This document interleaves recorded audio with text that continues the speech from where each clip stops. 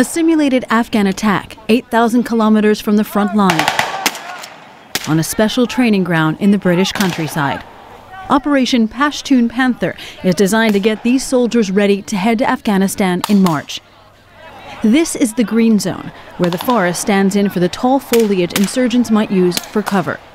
This 6-day non-stop exercise aims to expose soldiers to everything they will encounter in Afghanistan. If we can give the soldiers that element of feeling, I'm in Afghanistan, when they get on and deal with some of these really tricky situations, makes it more realistic, and therefore it gives them a better chance of getting it right when they're in Afghanistan.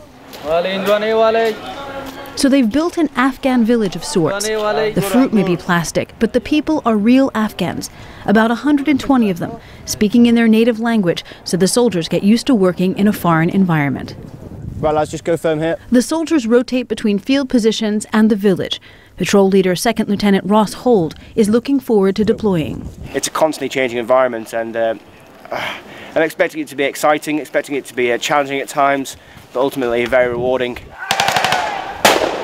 Britain lost more than 100 soldiers in Afghanistan in 2010, about a third of the total number of British deaths in the nearly decade-long conflict. It was Britain's bloodiest year. That's why the military considers this exercise essential. The training aims to put the soldiers through as many different scenarios as possible, many of them gathered from real examples in the field in Afghanistan, so that when they deploy, there are as few surprises as possible.